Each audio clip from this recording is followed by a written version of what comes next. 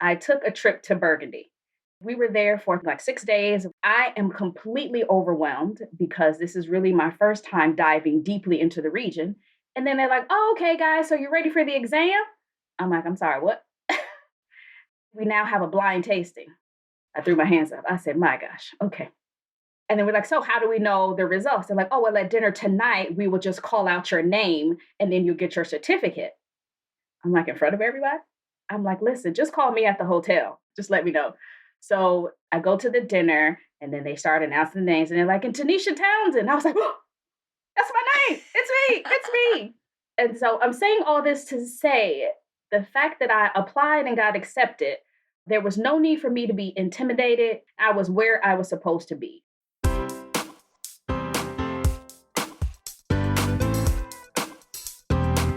Do you have a thirst to learn about wine? Do you love stories about wonderfully obsessive people, hauntingly beautiful places, and amusingly awkward social situations? Well, that's the blend here on the Unreserved Wine Talk podcast. I'm your host, Natalie McLean, and each week I share with you unfiltered conversations with celebrities in the wine world, as well as confessions from my own tipsy journey as I write my third book on this subject. I'm so glad you're here. Now pass me that bottle, please, and let's get started. Welcome to episode 137. What's it like to suddenly uproot your life in North America and move to Paris? What's the connection between forensic science and wine? And what influence has hip-hop music had on wine culture? You'll get these answers and more during our chat with Tanisha Townsend, who leads wine classes and tours in Paris. In the show notes, you'll find a full transcript of our conversation, links to both of my books, how you can join me in a free online wine and food pairing class, where you can find me on Zoom, Instagram, Facebook, and YouTube live video every Wednesday at 7 p.m., including this evening and next week. That's all in the show notes at nataliemclean.com/137. Now, on a personal note, before we dive into the show, where are you going all dressed up like that? Miles asked me the other day. Nowhere, really, I said. He looked at me. Just Shoppers Drug Mart. This is my Shoppers Drug Mart sundress, I explained. It's part of my collection that includes my petrol station pantsuit and my grocery store gown. I skipped the gloves, of course, way too formal. Miles was just looking at me. I work from home, and we're coming out of a lockdown, so I really don't get to wear clothes outside my yoga pants unless I make an effort. Ah, he said, smiling. Well, you look great, Punkin. Go knock 'em out at Shoppers. Wait till you see my liquor store loungewear, I said, as I went out the door. I am so glad we're getting back to whatever the new normal will be. Are you? Okay, on with the show.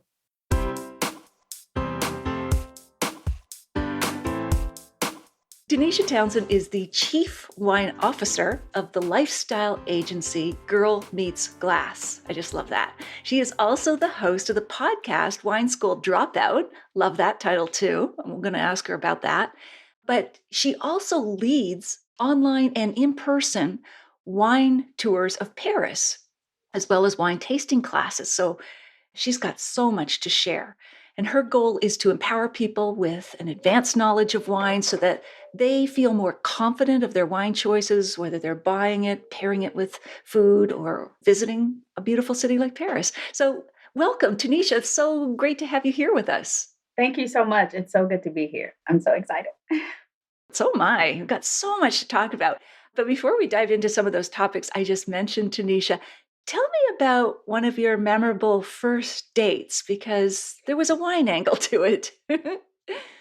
Okay, so when I first moved here, a way to meet people was, through meetup groups and things like that. But also I was single. So people like, oh, try the dating apps. So I met a couple people through Tinder and then went out with a guy in particular. So we're out at the restaurant and he was like, oh, I don't want anything to eat. I'm just going to get something to drink. And I was like, oh, okay, cool, no problem. I'm going to eat because I'm hungry. It's that time of the day. Yes. So I'm just going to put that out there. That's what I came to do. And The waiter comes over, takes her order. He's like, "Oh, I'll just have a pineapple juice." I was like, "Oh, okay." And I was like, "I thought you were going to get a drink." He was like, "What do you mean?" Because I guess everybody doesn't understand when you say something twice what that means. So I was like, "I thought you were going to get like a drink, like a cocktail." He said, "Ugh, no." I said, "I'm sorry. Ugh, no." He's like, "Oh, no, I don't drink or like wine or anything like that." And I was like, "Oh." And maybe he saw my face kind of look defeated. He's like, "Oh, but you know what I do like?" And I was like, "Oh, tell me what?" He's like, "I like milk." What? Oh, God. How did you ever get matched up with that guy? I was like, "Are you 11?" And I mean, to the listeners out there, milk is fine. Milk is a delicious drink. But if you ask an adult, usually their top drink that they offer up is probably not milk, Right. Oh, especially my with goodness. pizza. I wasn't thinking milk. So, Right. Well, there yeah. should have been some sort of checklist or something on that dating app you used. Likes wine, doesn't like wine. Yeah, Like, that has come after. Now there's an application, and now there are questions I oh, ask right away. oh, Like, what are your okay. top three drinks? If you Yeah. say milk, you're automatically out. You're out. You're You're out. out. I don't Yeah. blame you. I know there was a wine app. I don't know if it still exists, but it matched people based on their wine preferences. And so I thought that was interesting. And then I thought when I was dating, I don't know if I can just choose someone based on we like the same tannin structure. I think there has to be a little more than that. Just a smidge more than Just that, a bit. please. Yeah, that's right. But definitely not milk. Anyway, nothing wrong about milk, No, but right. No. there's got to be Just more than milk. So, anyway. So, Tanisha, tell us about the time when you realized you had a passion for wine, that you either loved wine itself or knew that you wanted to get into the wine industry. I think the time that I knew I wanted to get into the wine industry was when I took a trip to Burgundy. And this was a trip that I applied for because someone told me, they were like, "Hey, they have this trip to Burgundy. They're trying to educate people on the region. Maybe you want to go." It's like, duh, who doesn't want to do this? So Yes. I applied and got accepted. So I get there, and funny thing, I didn't have any wine certifications at the time. I was in a class. My teacher was also on this trip. So I automatically was like, "Oh, wait, I'm a little intimidated." So we get there and it's time for the introductions. I'm just trying to set the scene a bit. So it's time for the introductions. And, people are like, "Oh, hi, I'm so and so, MW. Hello, my name is blah, blah, blah, MS, Master Sommelier. Oh, I'm blah, blah, blah. And I'm the director of the Wine Education Institute of blah, blah, blah." And I'm like, "Hello, I'm Tanisha." And I turned to the left because that's all I had to say. "I'm Tanisha." Where are your letters? That's all I got. Not a letter, not a Tanisha Townsend. Like, I don't know what else to Right. say. That should be enough said. Right. So I look to the next person, like, "Are you ready to go?" Because I'm finished. So we go through the class, and we were there for, I think, like 6 days, and we're going through the region. And I am completely overwhelmed because this is really my first time diving deeply into the region. And then they're like, "Oh, okay, guys, so you're ready for the exam?" I'm like, "I'm sorry, what?" So it Wow. was an exam at the end, and we're like, "Oh, is it multiple choice?" I'm like, "Oh, it's multiple choice. It's fill in the blank, but a lot of short answer." And I was like, "Oh, man." Oh, So we get there, I take the exam, and then they're like, "Oh, okay." And then we now have a blind tasting. oh. I threw my hands up. I said, "My gosh, okay." So, and then we're like, "So how do we know the results?" They're like, "Oh, well, at dinner tonight, we will just call out your name, and then you'll get your certificate." I'm like, "In front of everybody? Like all together?" It's like, "Yeah, if we don't call your name, then you didn't get it." I'm like, "Listen, just call me at the hotel. Like, just tell me. I will pack my suitcase. I don't have to show up to the rest of this. Okay? Just let me know." So I didn't get the call. I hope they knew I was serious, but I didn't get the call. I go to the dinner, and then they start announcing the names, and they're like, "And Tanisha Townsend." I was like, "Oh, that's my name. It's me. It's me." And It's so I'm great. saying all this to say, being in that place with the people that I was there with, the fact that I applied and got accepted, there was no need for me to be intimidated. Everybody was fantastic. Everybody was helpful. And I was where I was supposed to be. That stuff wasn't necessarily difficult for me because I was doing what I'm supposed to be doing. And at that moment, I was like, "Okay, Tanisha, this is a thing. You can do this. And it is a thing that can be done." Because I don't think I really understood what could really happen in the wine industry or what it was. I was one of those people that was like, "Okay, you either make wine or you sell wine or you serve it in a restaurant. Like I thought those are the three things you can do. And I didn't really want to do any of those. So after this moment and learning what I learned, I was like, okay, all right, this is something you can do. So that was my moment when I was like, yes, and we're doing it. So we just went on from there. That is fantastic. Is there anything in retrospect you would have done differently in terms of getting into the wine industry or anything along the way that you've learned? I won't say it's something that necessarily, this weird because everything kind of happens for a reason, but I do wish I had more confidence in myself and my what I had to offer early on. But I mean, I guess everything happened in the time it was supposed to, and I grew into the wine professional that I am now. But I definitely wish I believed in myself more. That, like, okay, you know enough, you are smart enough, you are interesting enough that you can do this. But that is something that early on I used to be very quiet and I'd go to events and, wouldn't say much. I'd walk in, hello, party of one, Tanisha Townsend, thank you. And then just kind of stand in the back and just kind of listen, but didn't jump in or jump into conversations or things like that. But that's something that I wish I had done a little bit more. Absolutely. I resonate with that. And I think a lot of women do. So, what helped you get confidence over time? Was it just the experience, getting your training? Is that mainly what built it? Or was it feedback from people in the industry? The experience, yeah. For me, it was time. The more I did it, the more I became confident. One thing with me is I feel like, and this is served sometimes not detrimental, but speaking in another language has been a little problem for that, but we'll put a pin in that.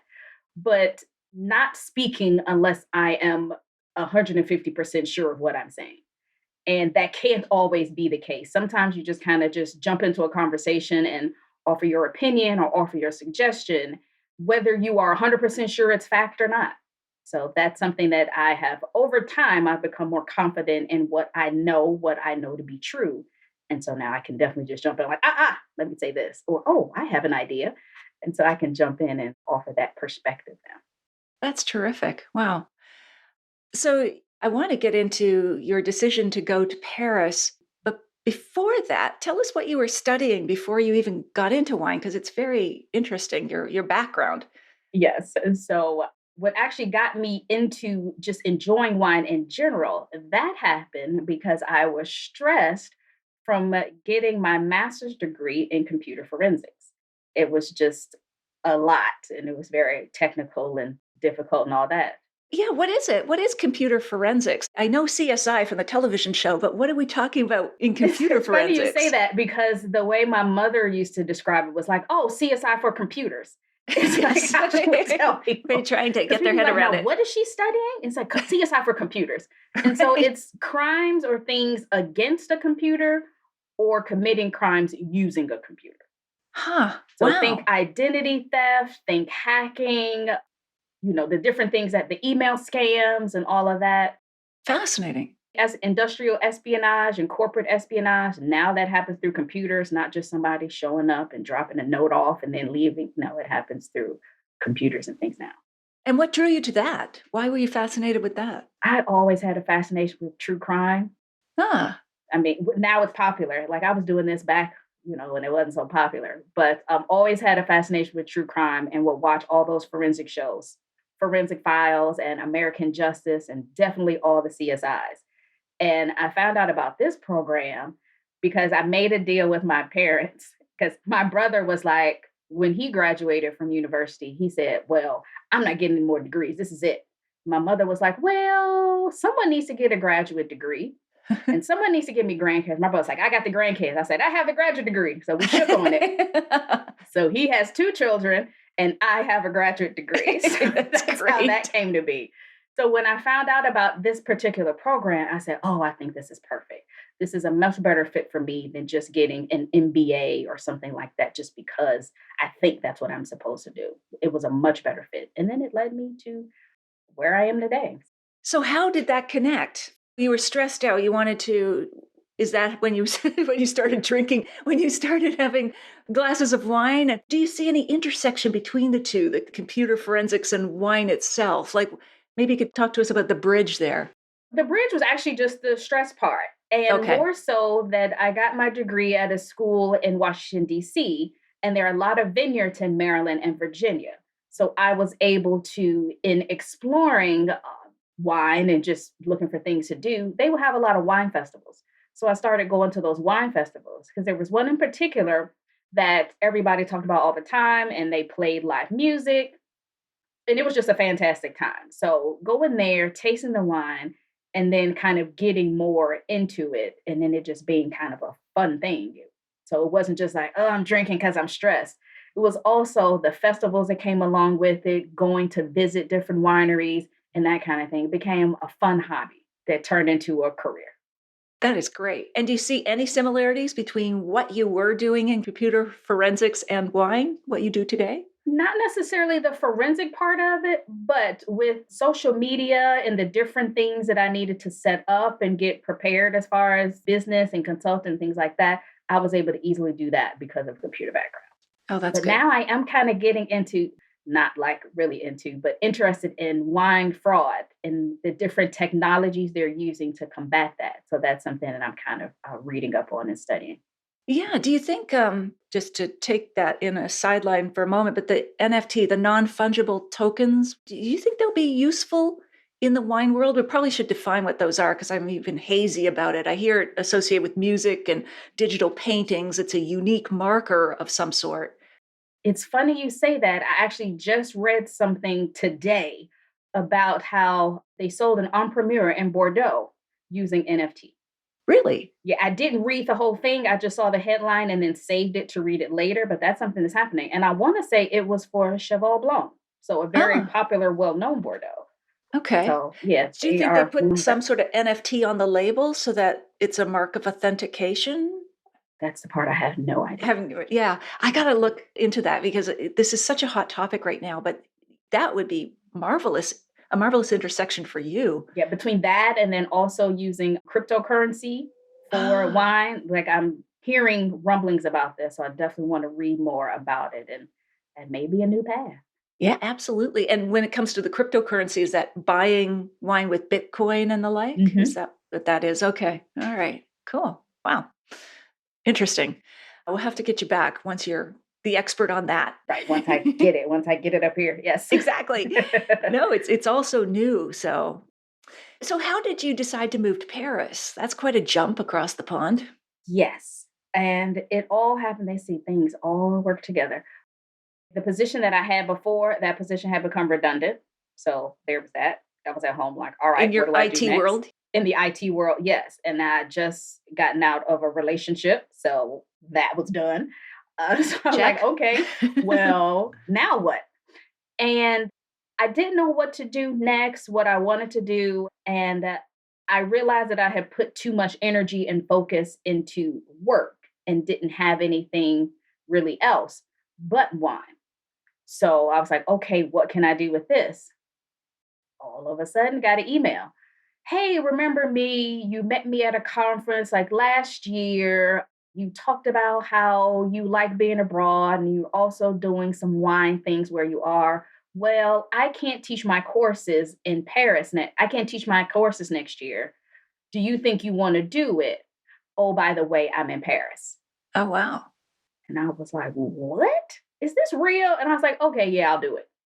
Thinking like this can't possibly be real. Nothing about this is going to work out. This is not how life, anything really works. Right. But lo and behold, that is exactly how things work. So I sent an email to the dean. She introduced me to the dean or the director at the school. We emailed Which back school and was forth. this? This was a school, it's called EMC. It's a business school, and they had like a wine arm to some of their luxury management programs. How And so fascinating. I taught 2 courses, luxury wine and spirits, and then wine science and it's like wine something, something, something fancy, the name, wine panorama and European wines, but all the wines in Europe that weren't French wines. Because what I have realized, I cannot teach French people about French wine. Why is that?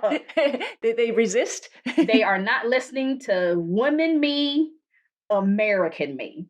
They're not Ah, having it. No, Okay. because they wanted to argue me down when I was talking luxury. They wanted to argue with me about California Cabernet. They were like, what's luxury about that? I said, oh, everything.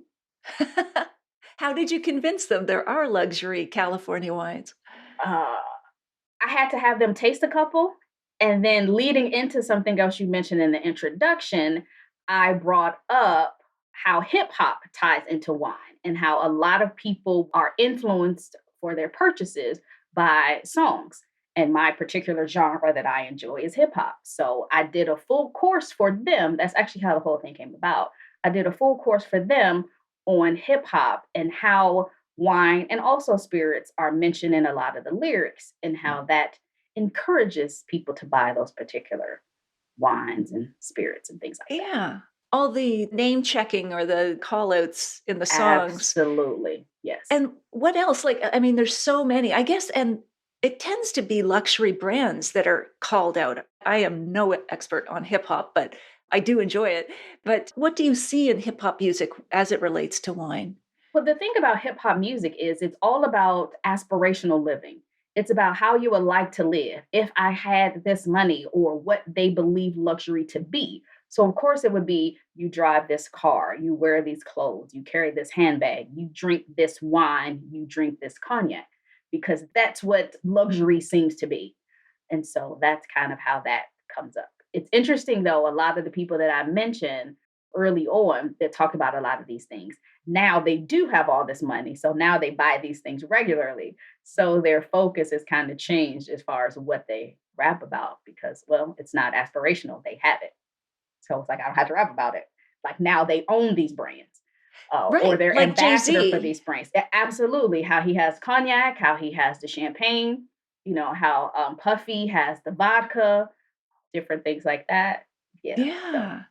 Yeah, I visited the champagne house Louis Roederer. They make Cristal, oh, as you yeah. know. You're the expert Hmm. on that.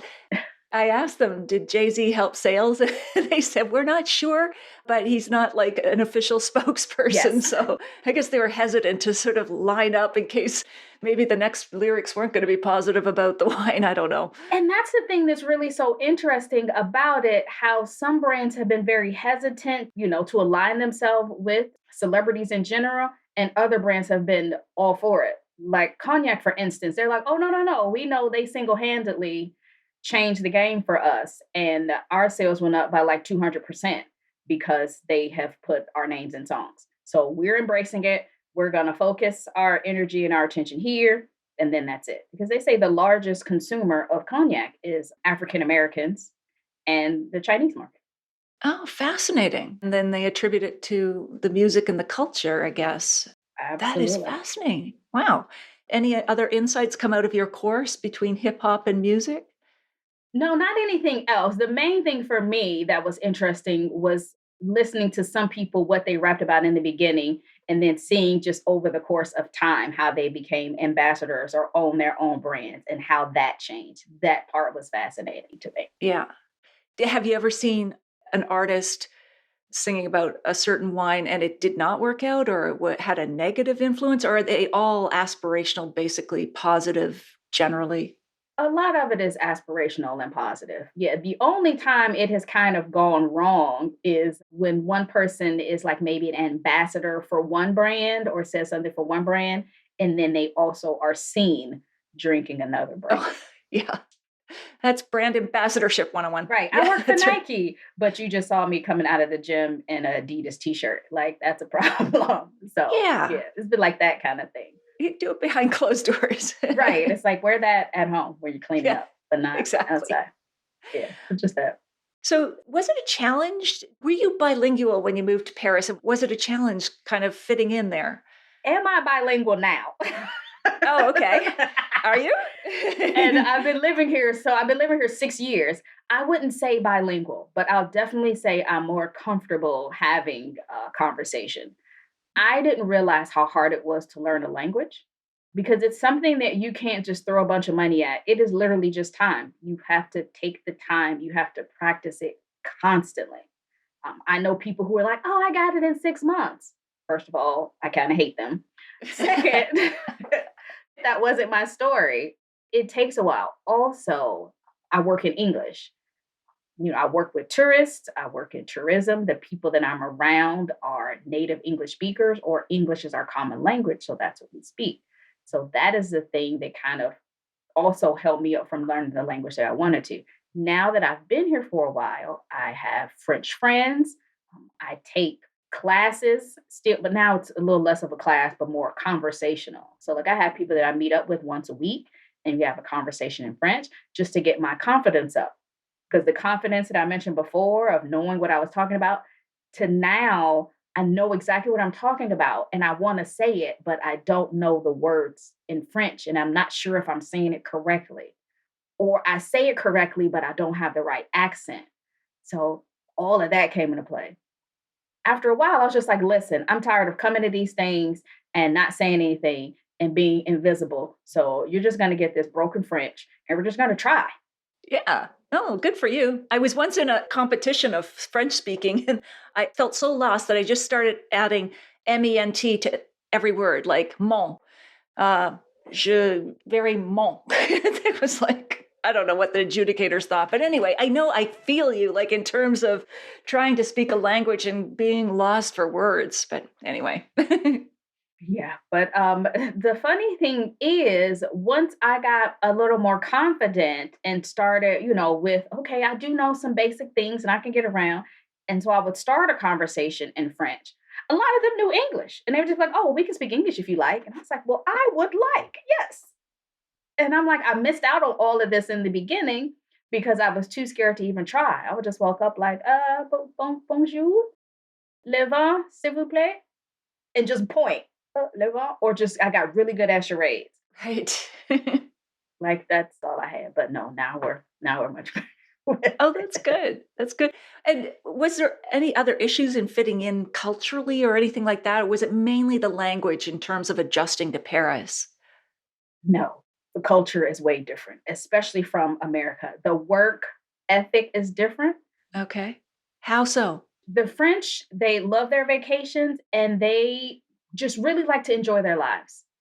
And as an American, I can definitely say that isn't something that, well, in the before times, that isn't something that was really ingrained in us. It was like, no, work, work, work. This needs to be done. Oh, but I'm supposed to get off at 5 o'clock, but this isn't done. So stay and finish it. No, they're going home. The French are like, well, it's 5 o'clock though. So we have to leave. I Whereas kind of I'm like, like no, that. we got to work. And that's the thing. I like it until I need something Yes. at 4:55, then it's a problem. But other than that, I also love how they break. When it's time for lunch, there actually used to be a rule that they couldn't sit at their desk for lunch. They had to leave their office for lunch. Oh, wow. Now, this is something that's also subsidized, and they do get vouchers to be able to eat out. And so that's something that's pretty cool as well. But they always go out. You see them whether they're at a restaurant or when the weather's nice, they're in a park, they're sitting on the stairs somewhere. They get up and they leave. So that's something else that I really enjoy. They take their meals very seriously. In the evening, that's great. So if you're in a rush, don't go sit down in a restaurant. Like if you're like, oh, only got an hour, then you need to stand up and get something. You need to get a sandwich and like sit on a bench and eat that. Because when it's time to sit down and eat, you sit down and eat. There isn't a bunch of let me talk on my phone, let me text, let me do this or that. No, they definitely take their time together very seriously and they take their food very seriously. And so I really love that about the culture. But that was something that was hard for me in the beginning because, again, I needed something done, whether I need some paperwork or I'm at an office. And they're like, oh, well, they're at lunch. I'm like, who's at lunch? And they're like, the people that do this. I was like, isn't it like 5 people in the team? He said, yeah, they're at lunch. Why are they all at lunch at the same time? Like, I don't understand.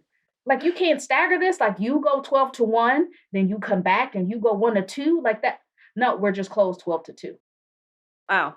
That is quite the culture shift. My So, goodness. yeah. And then they have very specific times to eat. In America, you literally eat whenever you want. There isn't oh, we have lunch from 12 to 3, we're open, and then we open for dinners. It's here, you get hungry 3:30, 4 o'clock, good luck because you're going to struggle to find somewhere to eat. So Wow. working through lunch and then, oh, I'll just grab something after. No, you won't because It's not happening. It's not going to happen. So that was something that took some getting used to. Now I really enjoy that. And when I go back to the States, like the accessibility of everything gets a little annoying. I'm like, oh, you can just do this. Oh, now even the wait staff, I feel bad saying this because so many people are going to see this. But here, when you order at a restaurant, you have to wave them over. It's like, excuse me, s'il vous plaît. And then they'll come over, take your order, they bring you your food, and then you won't see them again. If you need them, you can find them, wave them over, it's fine. Whereas in the States, they're at your table every 25 seconds. Do you need anything? Can I get you anything? What do you need? And topping up your wine constantly. Topping up your wine, giving you all the water. Now for me, I'm at home like, oh my God, get away from me. Like, I just want to talk to my friends. And my friends laugh at me. I'm like, oh my God, why is he here again? And like, this is how it is. I was like, oh, it sounds like we should all go to Paris just to relax a bit more. Like yes. Especially with travel coming back. Several months, well, when things were quiet, it was nice. Paces were slow. But I do like restaurants being back open because they actually just opened last week. Oh, how nice. Ours are going to open about 2 weeks. I cannot wait. I miss restaurant life. Oh, so much. I was tired of washing dishes. I was like, I can't do this anymore. That's a downside too. Yes.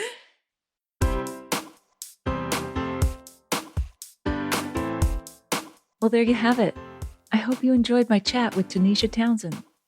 Here are my top takeaways. Number 1, I love listening to Tanisha's story about uprooting her life in the US and moving to Paris. I think it's a secret dream many of us have.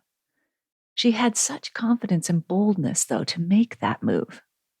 2, I'm fascinated with the connection between forensic science and wine, and particularly how the new non-fungible tokens will soon play a role in detecting wine fraud. We'll have to dive into that in more depth in a future episode. And 3, I thought Tanisha had great insights on the influence that hip-hop music has had on wine culture, particularly when it comes to celebrity wines and shout-outs.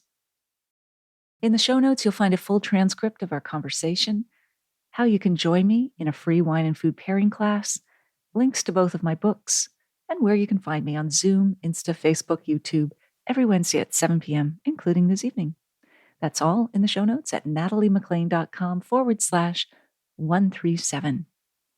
You won't want to miss next week when we continue our chat with Tanisha. In the meantime, if you missed episode 57, go back and take a listen. I chat about bring your own bottle, BYOB wines, to restaurants. What's the proper etiquette? And why would you want to do it, aside from being a cheapskate? Just kidding. I'll share a short clip with you now to whet your appetite.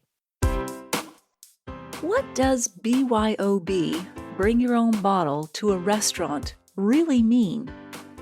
What special laws and etiquette do you need to know about it? Which provinces and states allow it? How does BYOB benefit you as a wine lover, aside from reducing your restaurant bill? And how should you calculate the tip when you bring your own wine? That's exactly what you'll learn on today's episode of the Unreserved Wine Talk podcast.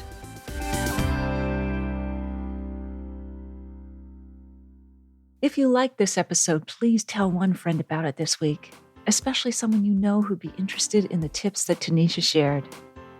Thank you for taking the time to join me here. I hope something great is in your glass this week.